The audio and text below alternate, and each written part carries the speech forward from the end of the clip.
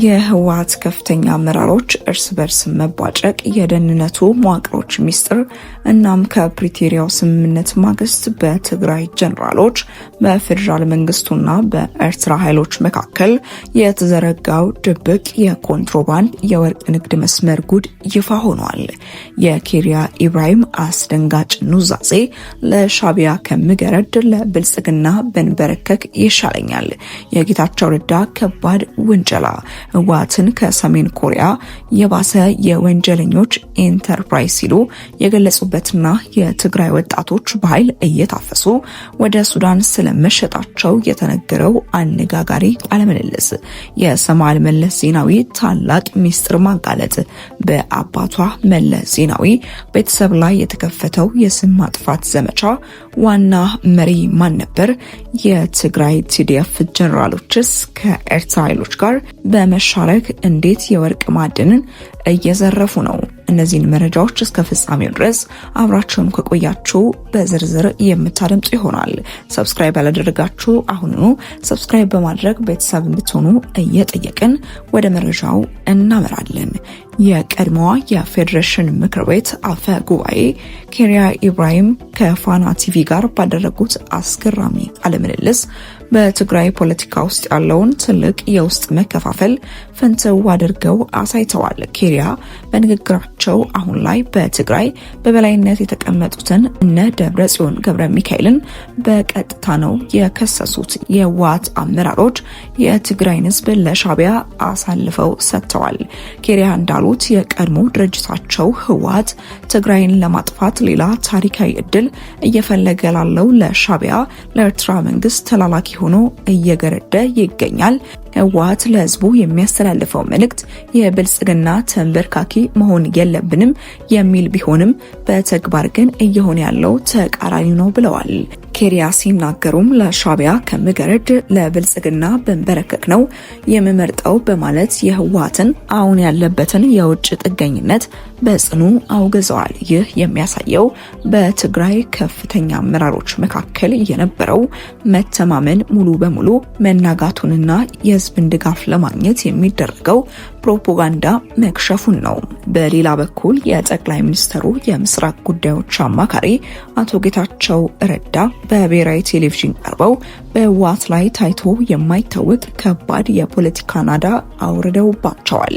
ጌታቸው ረዳ የህወሓትን አመራርና የኤርትራን መንግስት የራሳቸው የፖለቲካ እድሜ ለማራዘም የትግራይን ህዝብ እንደ ኮላተራል ወይም ማስያዣ እያደረጉ ነው ሲሉ ከሰዋል።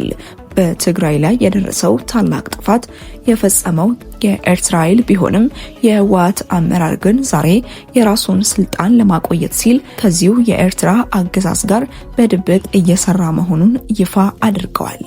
አቶ ጌታቸው ረዳ ህወሓትን ከሰሜን ኮሪያ ጋር ማወዳደር ራሱ ለሰሜን ኮሪያ ስድብ መሆኑን ሲገልጹ እንዲህ ብለዋል። ሰሜን ኮሪያ ቢያንስ ስርዓት ያለው መንግስት ነው፣ ሳይንስና ልማት ውስጥ ይገባል፣ ዓለምን የሚወዳደሩ ባሊስቲክ ሚሳይሎችን ይሰራል።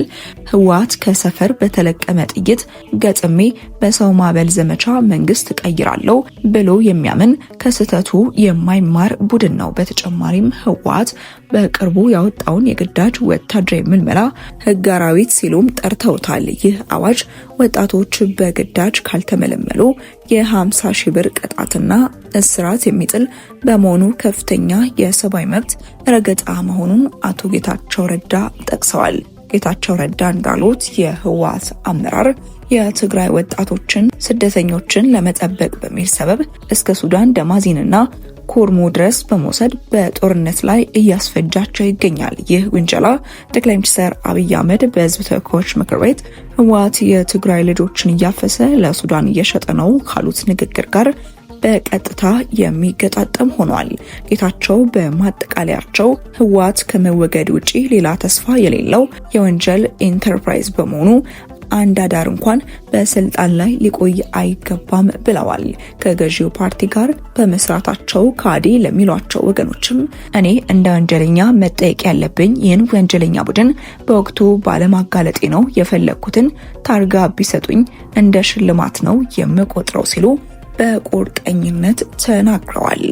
ወደ ሌላኛው መረጃችን ስናመራ የቀድሞ ጠቅላይ ሚኒስትር መለስ ዜናዊ ልጅ ሰምሃል መለሰ ላንዳ ሪፖርት ከተሰኘው የዩቲዩብ ሚዲያ ጋር ባደረገችው እጅግ አነጋጋሪ ቃለ ምልልስ በቤተሰቧ ላይ የተከፈተውን የ20 ዓመታት የጥላቻ ዘመቻ መጋረጃ ቀዳለች። ሰምሃል እንደገለጸችው በአባቷ መለስ ዜናዊና በቤተሰቧ ላይ የሚካሄደውን የተቀነባበረ የስም ማጥፋት ዘመቻ በዋነኛነት በስተጀርባ ሆኖ ሲመራ የነበረው የቀድሞ የሀገር አቀፍ ደህንነት ሹም ጌታቸው አሰፋ ነው። አሁን በህወሓት ውስጥ ያሉ ከፍተኛ አመራሮች ከመለስ ዜናዊ ጋር የቆየ የግል ቂም እንዳላቸው ልጁ ይፋ አድርጋለች።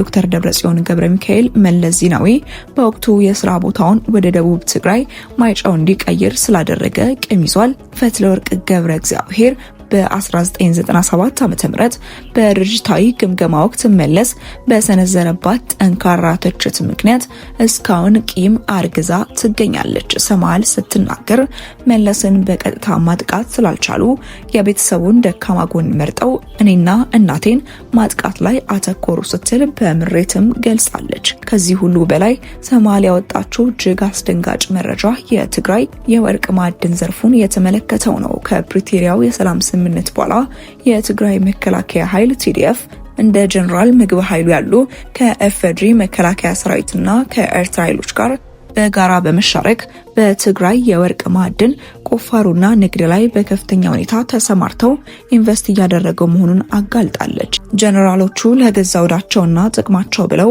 ከኢትዮጵያ መከላከያ ሰራዊትና ከኤርትራ ኃይሎች ጋር አብረው መስራት ከቻሉ ታዲያ ለምን ለዘላቂ ሰላም ሲሉ በጋራ አይሰሩም?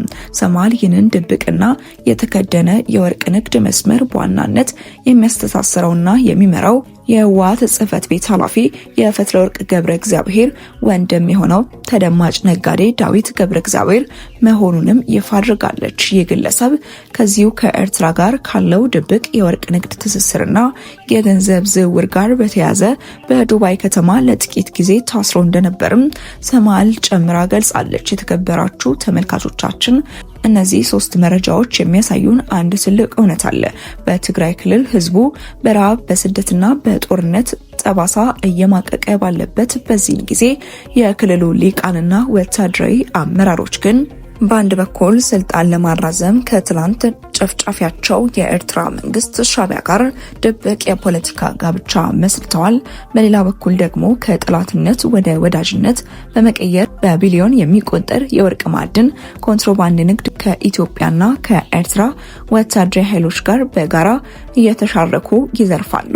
የውስጥ መከፋፈሉ ደግሞ ከመቼውም ጊዜ በላይ ገሃድ ወጥቷል። እነ ኬሪያ ኢብራሂምና ጌታቸው ረዳ የፌዴራል መንግስቱን አማራጭ የተሻለ አድርገው እንዲመለከቱ አስገድዷቸዋል። በትግራይ ፖለቲካ ላይ የተደቀነው ይህ አዲስ ምዕራፍ ወዴት ያመራል? ህዝቡስ እነዚህን አመራሮች እስከ መቼ ድረስ ይታገሳቸዋል? የፌዴራል መንግስት ውስጥ ጣልቃ ገብነቱ ምን ሊሆን ይችላል? እናንተም ሀሳብና አስተያየቶቻችሁን በኮሜንት መስጫው ላይ አስፍሩልን። ለዛሬ የነበረን መረጃ ይህንን ይመስል ነበር። በሌላ መረጃ እስክንገናኝ ድረስ መልካም ቆይታ